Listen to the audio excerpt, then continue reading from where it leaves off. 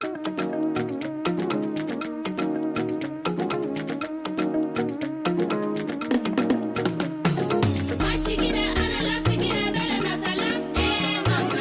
akwan, bella na tamam.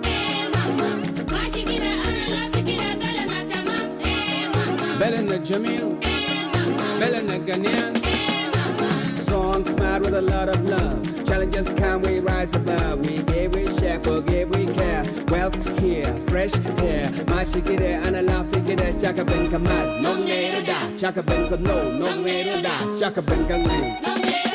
I will take one, I got Kaye, my boy, hey. A boy, a boy. I will take one, I got Kaye, my boy, huh? A boy, a boy. Kulana akwan, bella na tamam. Bella na jamil, bella na ganyan. Welcome to my country. Hey, hey. No bad Sudan, no hatred. Rob you know ya umatai. Believe they ya umi. Believe bila masadu. Believe rutan mabasadu. Asan kula na sawa. Sawa mabesha kila muaba ya udawa. Ya udawa. Kulana akwan, bella na tamam. Bella na jamil, bella na ganyan. Yeah. Toru, Juba, Ward Borka na Malakal, Benteo, La, Nasa, Pagak Pangak Petun, Kaji Kaji, Penchala, Kafoita, Naswao, I will rumbeka na kaya, Akoba Pariang.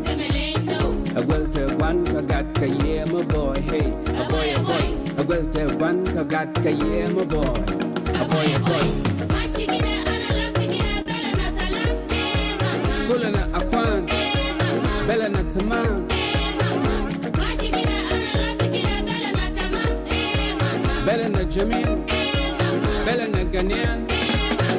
Ba, ba, ba, ba, jin yara koi, hey, wanama, ba, ba, ba, ba, jin yara koi, hey, wanama, give, give, give, give, give more, hey, give, give, give, give, give more, hey, Anna, Anna, Anna, Anna, Anna, behave nice, hey, Anna, Anna, Anna, Anna, Anna, behave nice, hey. Dance, dance, dance, dance, I don't go dance.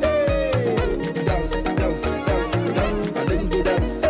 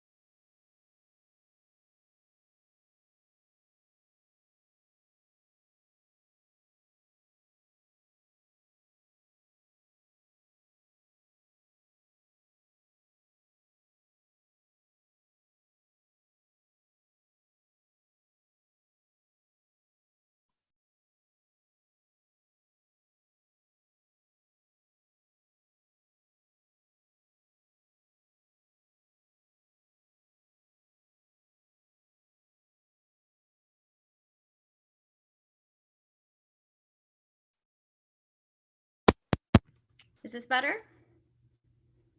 Perfect. We'll give up on the headphones then.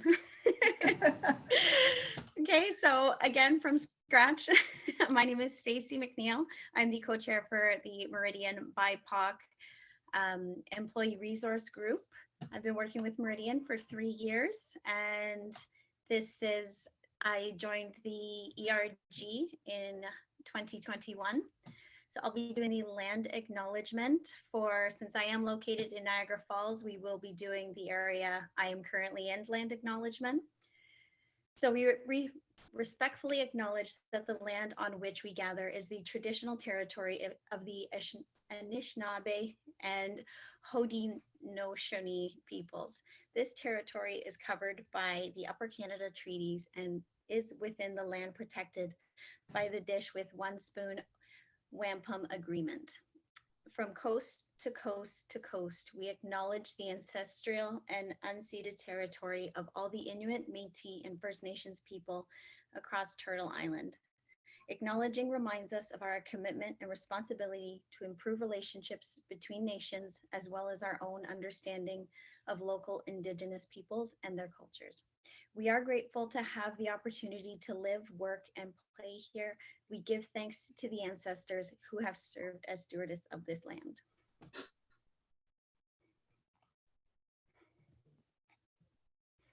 And to Christine now, who will be going through the housekeeping items. Welcome, everyone. This call is being recorded. All participants have been muted, or to mute your line, click the microphone option on your screen so it has a red line through it. For questions from the participants in the chat, please introduce yourself with your first and last name. We will attempt to answer all the questions at the end of the presentation. If you're using your cell phone, please email your questions to myself. My email is mentioned here. And for technical difficulties, we've also included our tech person, George. His email is also there. Thank you so much for joining our event.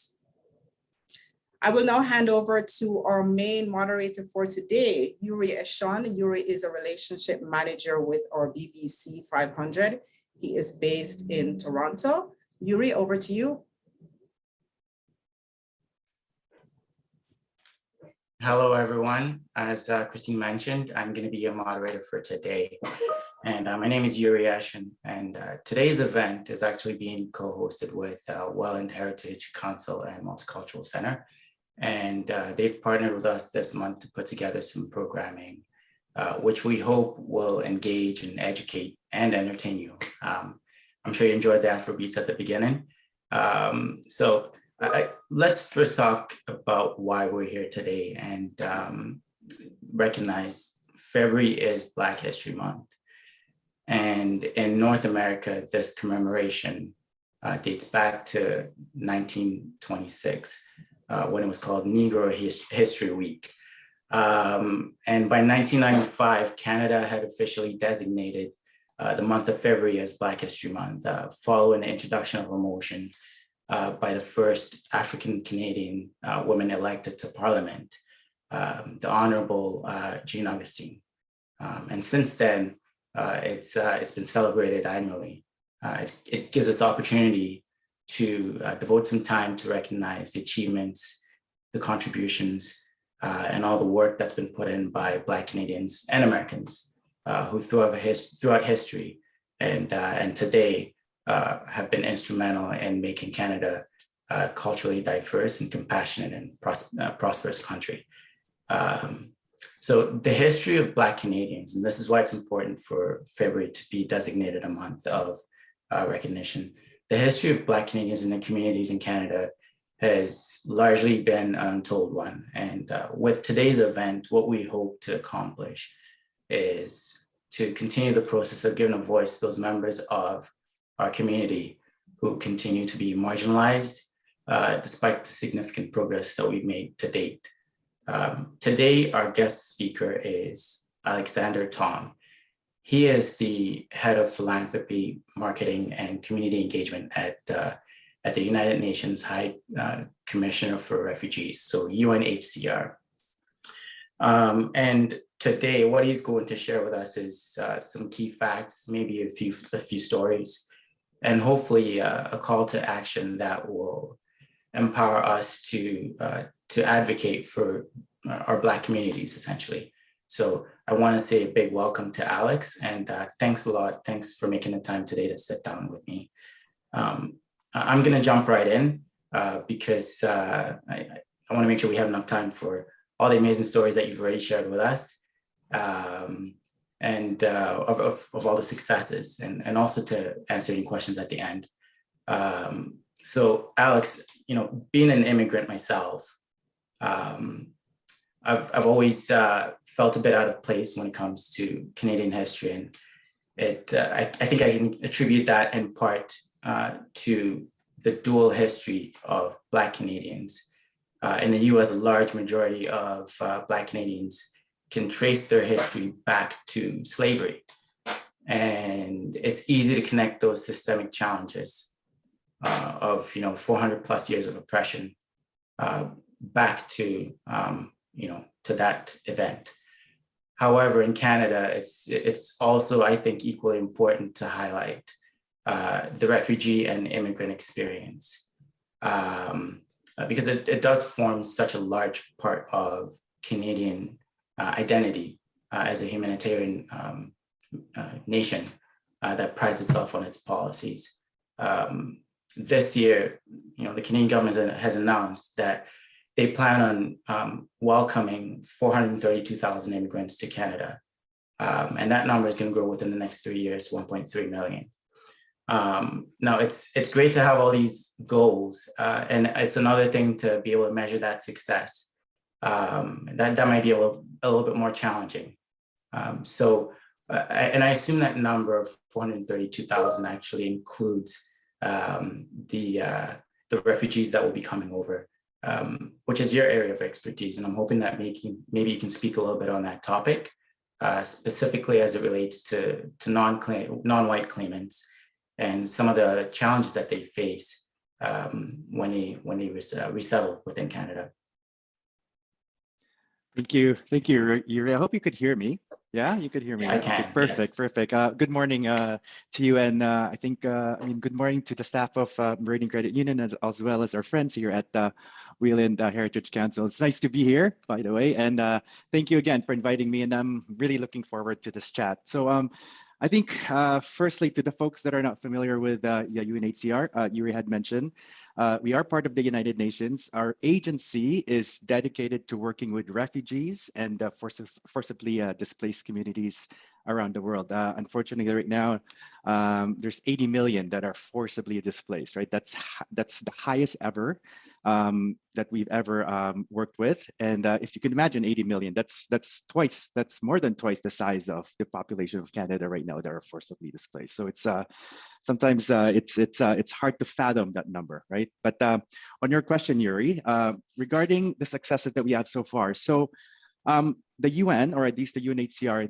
we pursue 3 durable solutions for refugees. So the ideal solution has always been repatriation, right? So when a person of concern leaves his or her country because of war or anything like that, the first solution that we always pick is to repatriate them, because that would mean that the reason for fleeing has been resolved and the refugees feel safe enough to return home. However, as I mentioned, there's 80 million people right now that are displaced, and most of the times, at this moment, the solution that we have right now is local integration. Local integration usually means that when these people of concern leave their country, they usually go to a neighboring country, which unfortunately right now, those neighboring countries are no better than that country that they're leaving or they're fleeing from. But unfortunately, that's where they are. And we work with those countries. We work with those host countries to support them. We work with them for from a humanitarian development perspective. And 86% of those refugees right now that are in those developing countries, unfortunately, have challenges of their own, right? So I'm happy to discuss that in this conversation as well.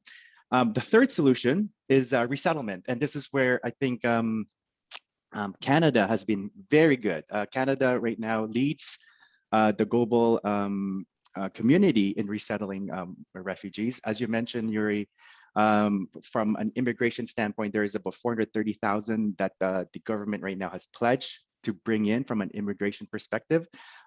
That includes the 25,000 refugees that is also pledged to come to Canada on a yearly basis. In terms of, so from a local or domestic perspective, Canada right now, since the 80s, has resettled about 1 million refugees from these different countries. And you could see from the statistics, different people of concern from different diasporas, most recently from Syria and from Afghanistan. And we're also now welcoming a number of people from Venezuela, right? So different diasporas and different makeup of things. And I think when we talk about certainly what they could provide and what they could offer or contribute to the society in Canada, there's so many out there, right? So we could discuss that as well. I guess with regards to protracted displacement, so these are the displacements that we have, like emergency situation, or at least the displacements that has been happening for decades. For example, in Kenya, in South Sudan, in Syria could be considered also a protracted situation that we have. We work with those countries to develop programs like education, shelter. We work with the governments to do gender-based violence programs and things like that, right? So right now we are in the DRC, the Sahel. We're working with the Rohingyas in Bangladesh. I mentioned earlier Venezuela. Yeah, there's a ton of things that are happening right now. And I think with those, there's also a number of ways that I think we've been successful.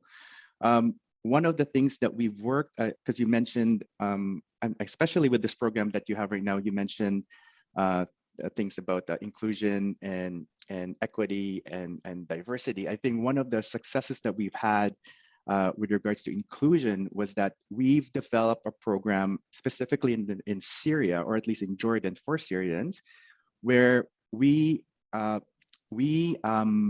moved away from a camp setting and rather had the Syrians in Jordan be part of the community. So we work with the government to provide them with work permits so that they could work within the community. They could have means to sustain themselves, versus our standard camp setting, where in some places our camps are hours away from the main city, which really impedes the way, or at least impedes opportunities for the refugees in that particular situation, right? So I could speak more about that as well, because that's, I think, the stand, or at least the model that we'd like to move into.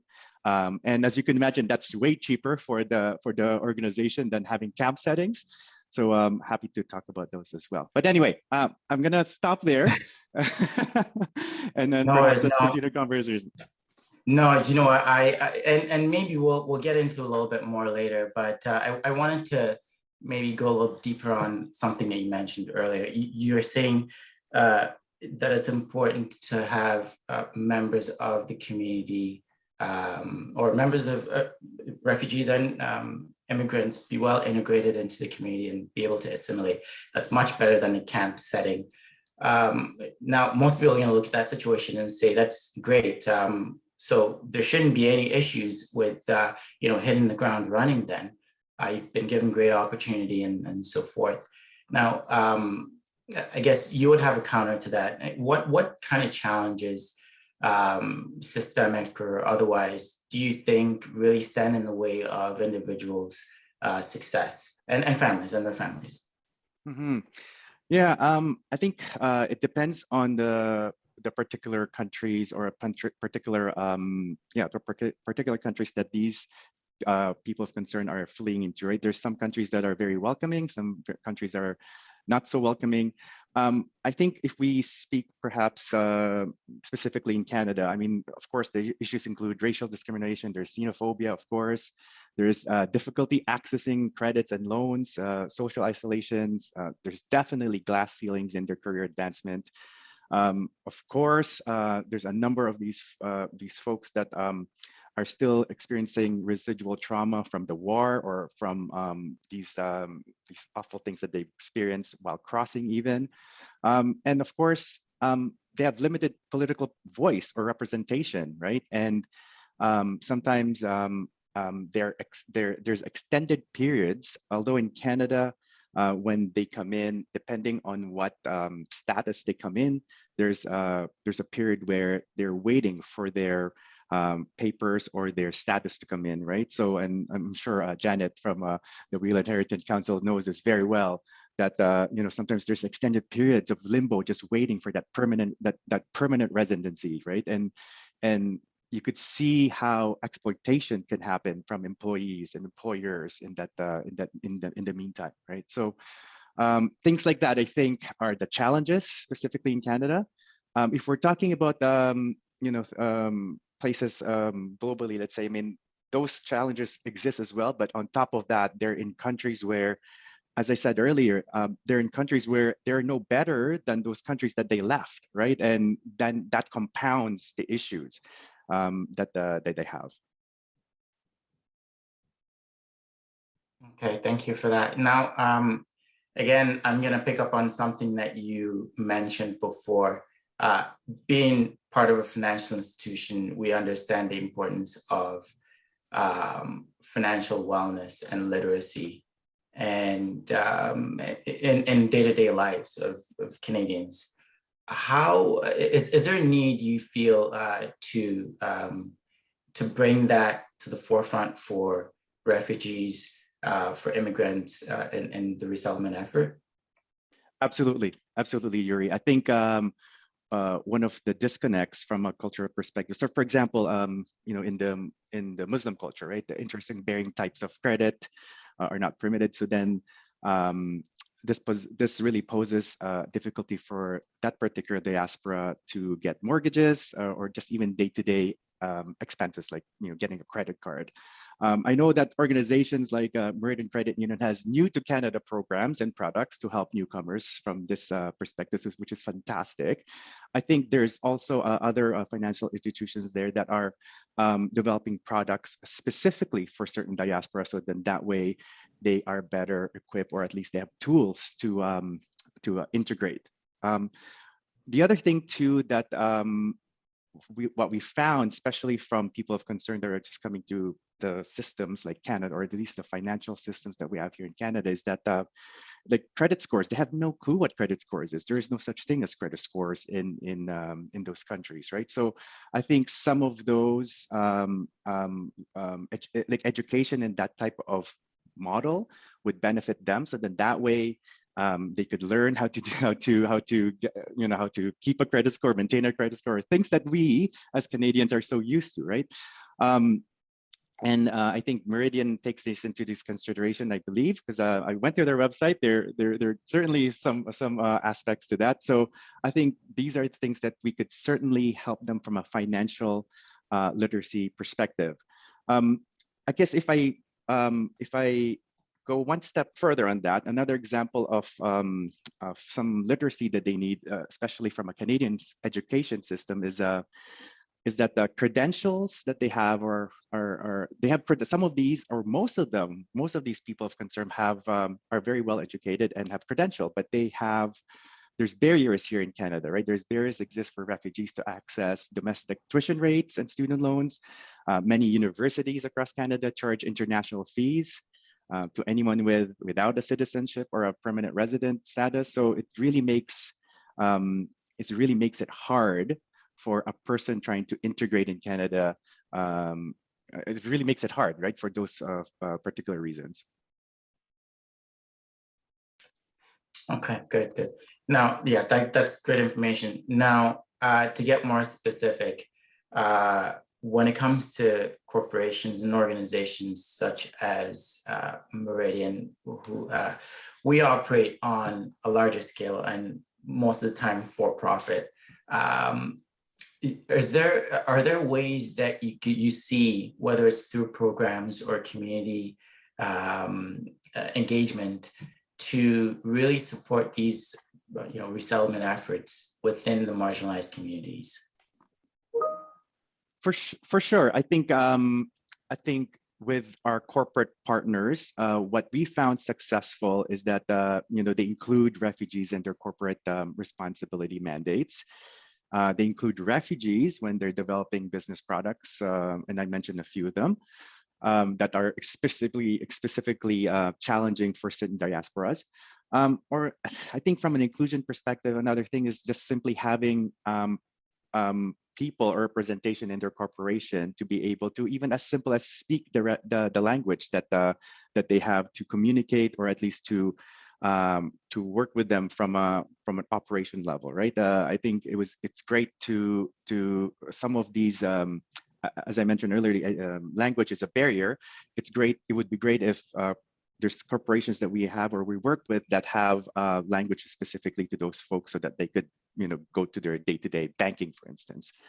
With regards to access, I think one of the examples that I could provide from Access is our friend Jim Estel from Danby. He owns and he's the CEO of Danby Appliances, which is a heating and appliance corporation in Guelph. And what he did is that he and his company gave access to refugees to different business sectors within Guelph, right? And not just for employment purposes, but just to connect with the community. So like I said, like financial advisors, dentists, doctors, like most people that are coming to Canada don't know any of these, right? And one of the things that Jim and his company did is to connect people or connect refugees to these folks, so that way they could go day-to-day life. One of the things that he also did, and I'm using an example, is that he's developed a partnership with the Career College in Guelph. And with that, they could provide education, language education to refugees, and even give them opportunities to extend their skills, right? So that's from an access perspective. Of course, from an advocacy perspective, I think companies, leading companies right now are signaling their support for resettlement, which encourages other companies to join in and help shape government policy. I mean, we talked about, I think, the 430,000 right now. There was a time where the 430,000, or the number that the government of Canada, or at least the Ministry of Immigration and Refugees, that was only specific to immigrants, which means economic immigrants, right? Economic immigrants to their countries. It was only recently that refugees were included in that number, right? We knew that if you look at skills, there's actually people that are educated. There's just different ways that people are perhaps trying to immigrate to Canada. In this particular diaspora, at least, or in this particular segment, they're fleeing because of war, or because of various strikes in that particular country, right? So governments right now are advocating for that, just because of there's certain shortages of skills in certain sectors, and we've been able to shape government policy to include the refugee numbers in that, or even increase it for that matter, right? I think one of the things that was very successful in Canada is so there's 3 ways of resettling in Canada. There's the government assisted program, and then there's the blended one, which is government and private, and there's the private. And I think we are one of the very few countries in the whole world who actually does private sector resettlement, and which is fantastic. And a lot of countries are trying to mimic that from the model that we have, just because it's cheaper for the government, and B, believe it or not, the private sector actually could integrate the refugees much better than the government. So, and I know Janet is smiling on that, so I think she agrees. But those are the things I think from an advocacy perspective has been successful, or at least that's how I think corporations can continue to support, right? Just lastly on that, it's championing the economic empowerment for those most vulnerable in the society, and then sharing success stories of refugee integration. It's no secret that we work with IKEA, who has been in support of our mission. They have integrated, they have sponsored, they have employees in IKEA that have been refugees and now are Canadian citizens. And there's various stories and various examples of that in Canada right now. So yeah, I think people love stories, and Jim's is actually quite inspirational. Any more that you can share, any successes that you can share, or any stories that relate to challenges that people are facing that kind of give us a context for some of the comments that you've made, because I think it's sometimes difficult for people to connect to these issues if they can't see their neighbor experiencing them. For sure. And I wish, because Jim tells the story way better than I do. And what's good about Jim is that he says the success and then also the challenges they had and how they had to overcome it. And I hope one day, and love to work with you guys and coordinate that. But something where I think folks like Jim can tell their stories, right? With Jim, his story is that his ancestry is there were Hungarian refugees and they moved to Canada for generations, but for him he wanted to give back, and at the same time in his factory a lot of wealth people were leaving, and he was having challenges in maintaining staff in his company. So he asked us, well, can I can I employ refugees? Can we sponsor some refugees? And right now he, I believe, sponsors about 70 families, which and it's quite a success story over there. Another example I could use is somebody by the name of Tarek Hadhad. He's the president of a chocolate factory in Nova Scotia, and his story is that he left Syria, or at least when the war in Syria was happening, they were not resettled. They moved to Lebanon, and from Lebanon he resettled to Canada through our programs here in Canada. And he landed in Halifax, and he could tell you the story when he landed in Halifax at mid-February in 2015, and he tells that story much better than I do. But traditional immigrant story, right? I think these stories are so great because I think yes, the stories are from Syrians, their stories are from Venezuelans, but it's at the end of the day, it's a typical immigrant story, right? You come to Canada, you land in February, -40 weather, and you gotta figure out what to do, right? And they did, right? And with Tarek, they had a chocolate factory in Syria. He wanted to do something in Halifax. His parents was like, "Let's go to Toronto. What are we doing here, right? Let's go to Toronto."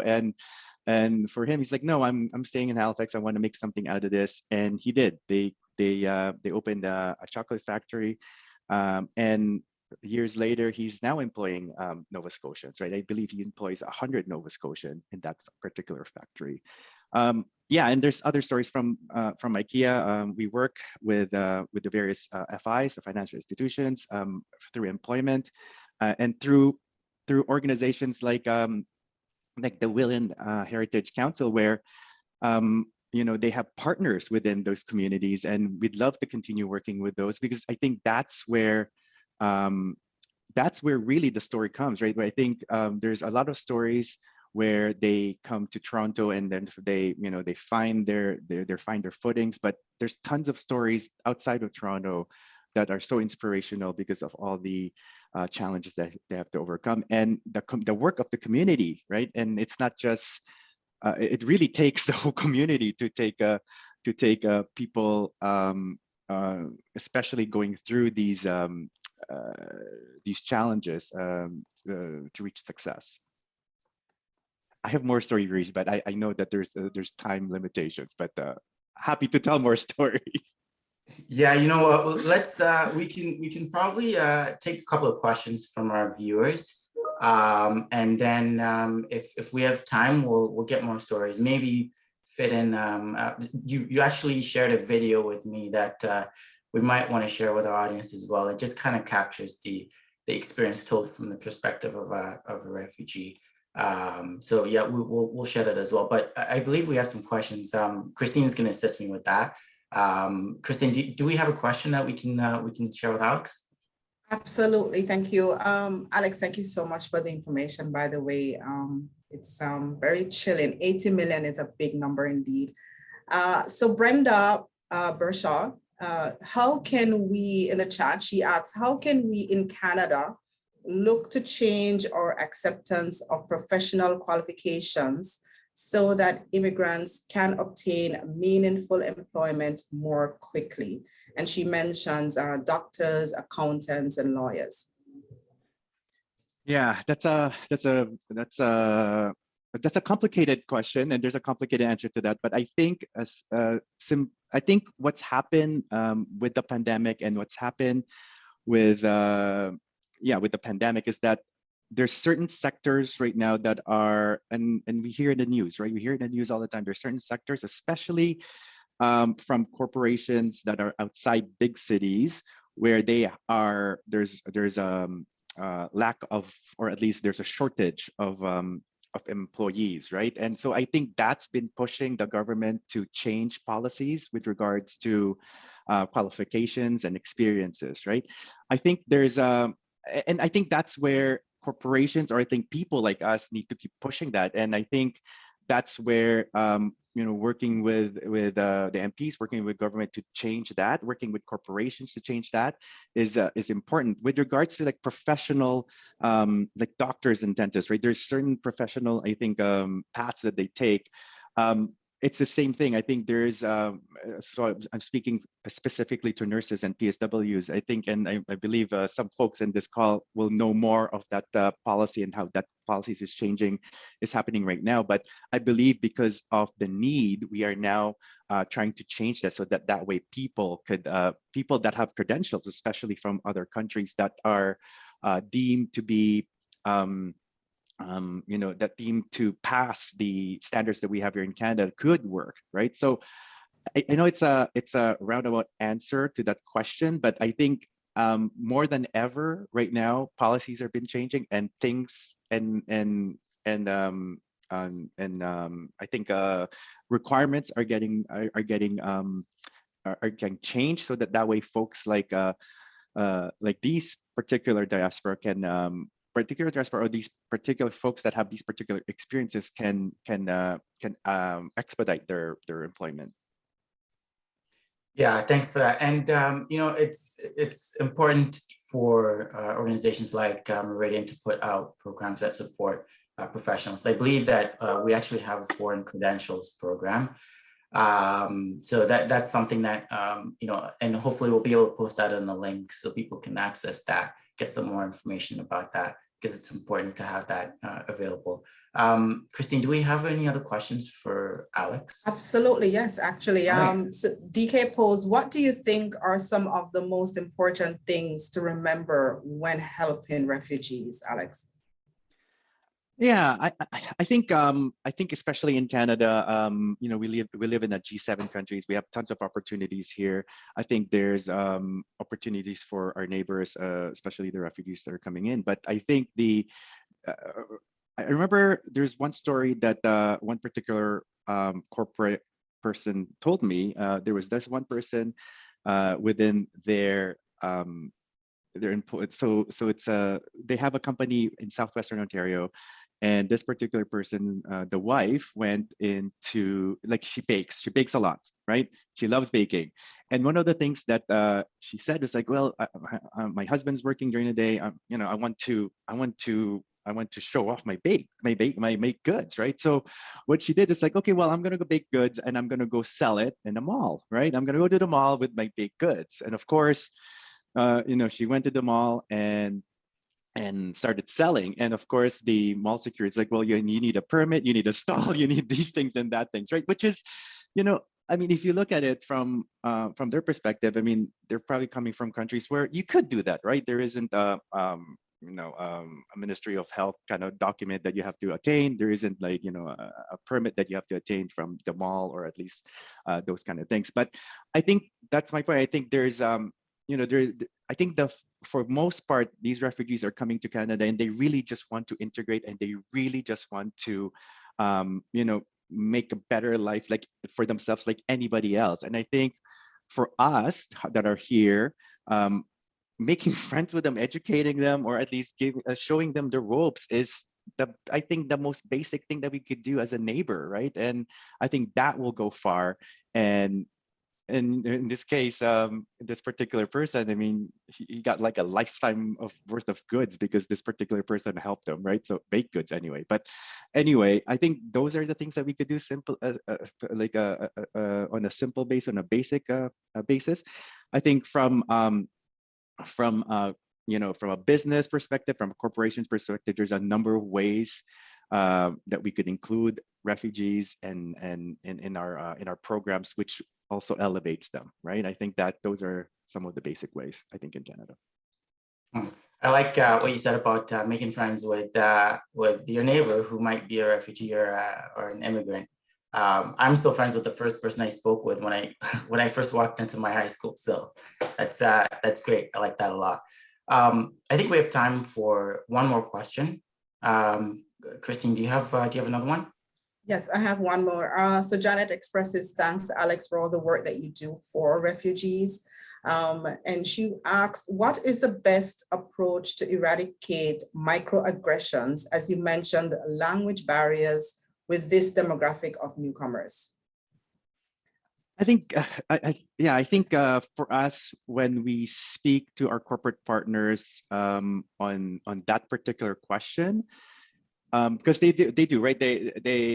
There's challenges in integrating from a work perspective. There's challenges when they actually get that particular job within that particular corporation as well, right? And what they've mentioned is that, at this point, what's great about Canada is that when you're coming into a corporation or coming into a society, especially in Toronto or the Greater Toronto area, you see all kinds of different people, different races, different cultures, right? And so one cannot help but learn it, or one cannot help but go to the neighbor and be like, let's chat, right? So I think one of the things that the corporations have been doing is in really enhancing that, really creating programs within their systems or within their companies to encourage those inclusion kind of programs, or those activities that they have. And I think one of the examples that we have is that when we were working with this particular restaurant franchise,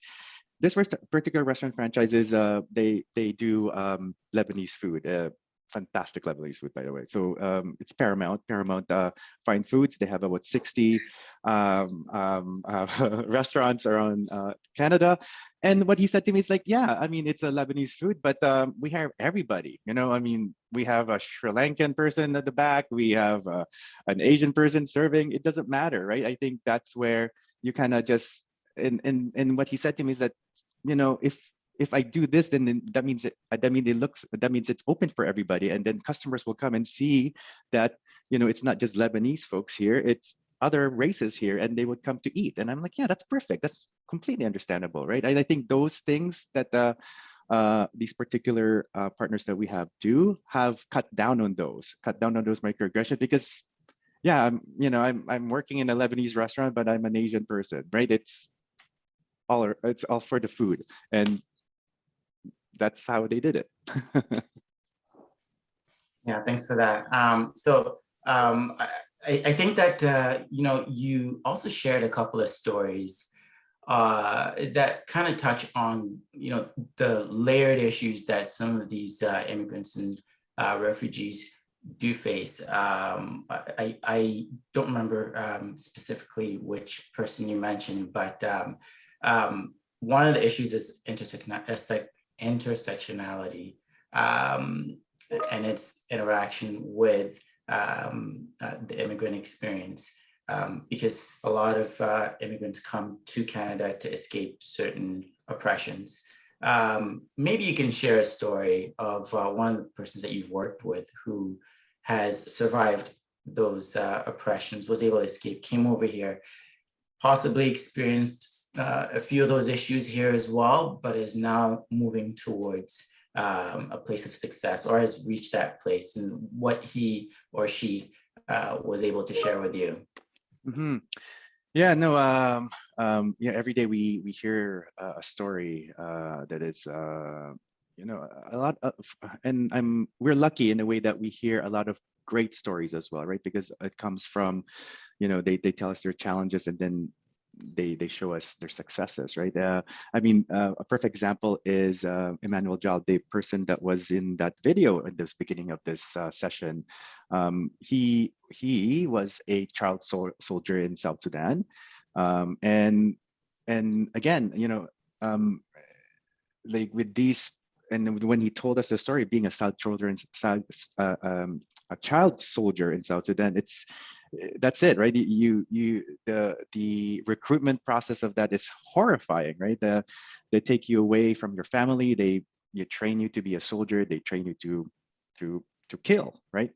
And he had to find a way to get out of that. And there's a number of life, I think, there was a number of situations in his life that allowed him to kind of turn the switch and say, okay, I don't want to be this. I'm going to be a better person than this. I'm going to leave this, right? And that in itself had its own challenges. But fast forward to today, I mean, he's an actor, he's a rapper, and he's worked with a number of labels right now. He's worked with a number of celebrities, not only to advocate for, you know, these situations that are happening specifically in Sudan and South Sudan, but he's also he's in the speaker series trying to advocate it as well. I think that's one story. The other story that I could say is just come to my mind is that, and I believe we talked about this in one of our chats, is that this particular person is trans woman, right? She was from Kenya, and Kenya, I mean, there's a lot of countries, and Kenya is still one of them, where being part of the LGBTQ is illegal, right? It's illegal, and in some countries it's punishable by death. So she left Kenya. She went to school, and she's one of the lucky ones where she had an opportunity to go to school outside of Kenya.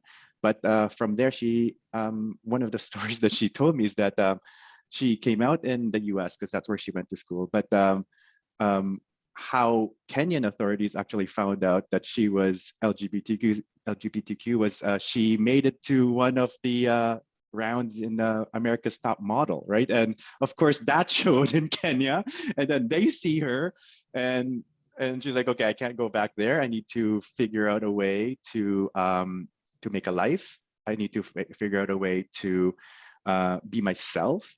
And she came to Canada because Canada was one of the few countries that would accept her for what she is. And right now, she actually leads a organization that employs specifically trans folks, trans people. And she works with a number of organizations, some of which are the financial institutions in Toronto, where she acts like a recruitment agencies for this diaspora, and works with those corporations to bring them in. So yeah, she leads this organization. I think she's employed, or at least she's found jobs for about like 120 something like that trans folks, and is being really successful about it. I think she met like the Prime Minister at that same year that she got her first one, her 100th recruitment, right? So fantastic news as well. Excellent. Yes, thanks for sharing those stories. You know, it's I think, just to bring it full circle again, talking about how organizations like Meridian can really support refugees and immigrants. You know, like, we're not talking about handing out you know, notes of money or anything like that. What we're talking about is putting together programs and listening to the communities around us to understand what truly impacts them. I don't think we have too much time for any other questions, but do you have any other closing comments that you wanted to make before we wrap it up for today? Yeah, I think I just have one closing comment. I think these are one of the things I think that could help the community. I think it's fantastic that that Meridian has partnered with the Wheeland Heritage Council. I think these are the things that we should do more often. I know that we like to do things in particular points in time of the year, like Black History Month is February, but it's not just February, right? It's all year, right? And that goes along with any other diaspora over there. It's every day should be Black History Day. Every day should be, Women's Day, right? Or International Women's Day, right? I think these are the things that we do, and I think learning from each other, learning on how we can include and provide access to marginalized people is always a great thing, and I think that's what I think from the UN perspective, or at least the UNHCR perspective. We live in the office in Canada. We live in such a great country where we could do that, right? Because there's so many diasporas in Canada where we could actually facilitate conversations like these, like what we're having right now. So thank you for having me, and thank you to the folks here for inviting me and having this chat. Yeah, that time went by so fast. I think I we know. could do more, right? We could, yeah. That's right. And it was very informative. I'm sure we could spend hours speaking a little bit more about it and hearing some of the other great stories. And I appreciate, everything that you've kind of shared with us today. You're doing some great work. And like you said, it's really important for organizations like Meridian to partner with individuals like yourself and organizations like the Welland Heritage Multicultural Center. Just to bring these issues forward, share some successes of the initiatives that are in place, the programs aimed at, just improving the lives of Black Canadians and communities that we inhabit and work in.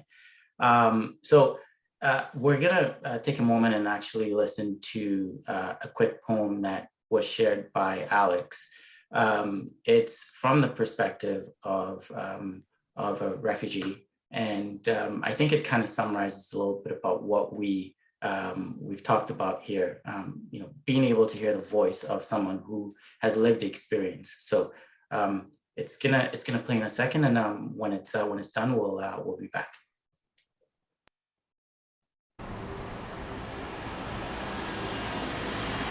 I am a human being just like you all.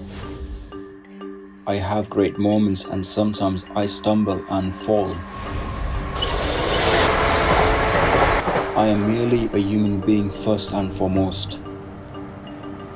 Do not treat me like I am a number. I am not a ghost.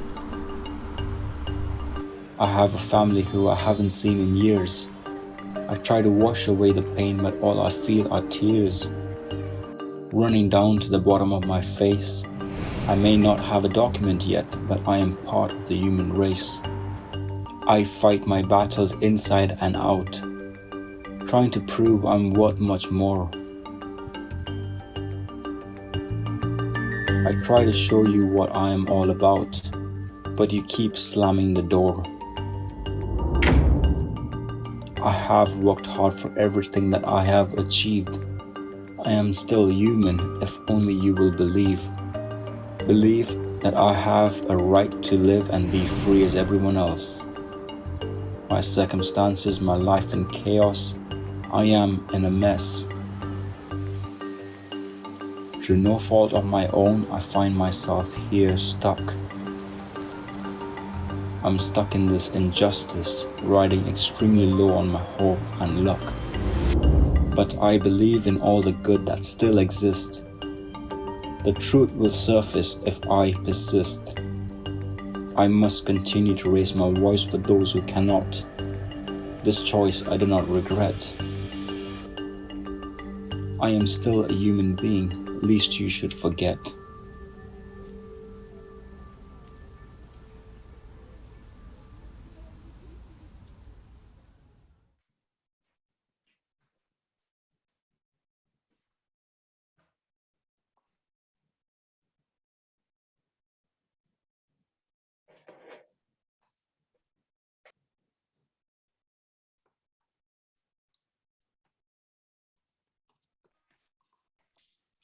Powerful stuff. Yes, so again, thanks for sharing that with us, Alex. I think it's important to make sure that the voices are heard. Now we actually have another video that we would like to share with you. We just wanted to take a moment to listen to a few words from Juanita Fonseca, who is the Senior Vice President and Chief Member Experience Officer here at Meridian. Unfortunately, she wasn't able to make it to join us live today, but she did share a video with us, and we're gonna play that now.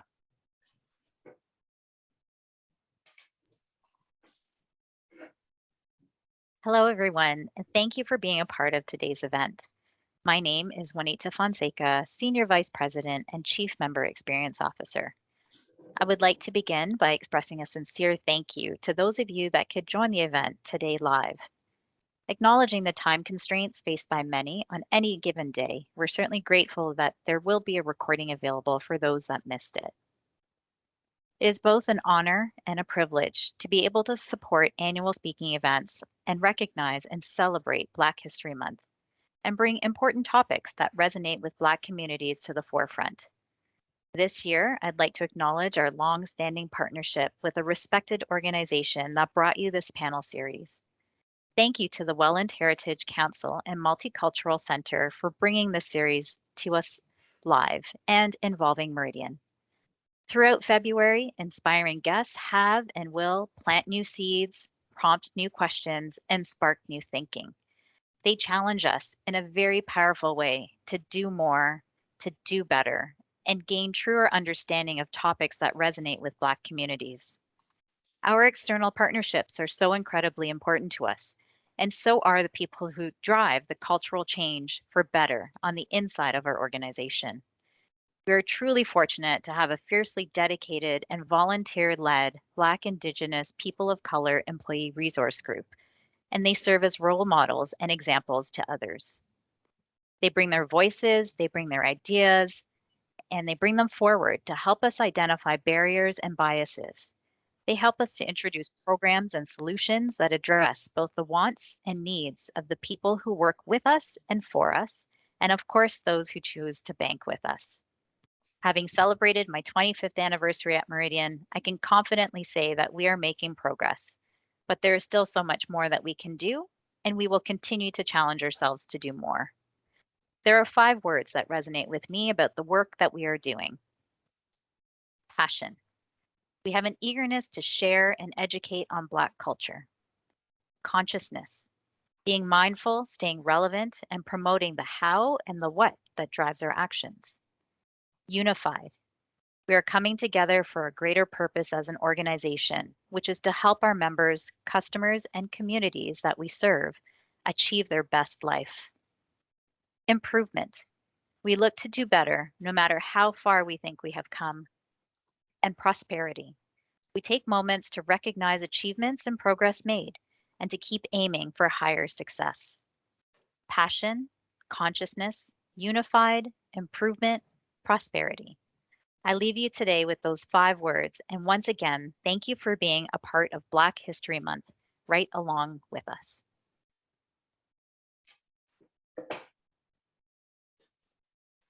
Thank you again, Juanita. And just to echo her closing comments, I want to say thank you to Alexander Tom for joining us today from the UNHCR to share some stories and give us an opportunity to learn a little bit about the experiences of Black Canadians in our community. I also want to thank the Welland Heritage Council and Multicultural Center for partnering with us today to put together this event, and also for all of you who joined us today to listen in, to learn, and to enjoy a little bit of musical experience right at the beginning.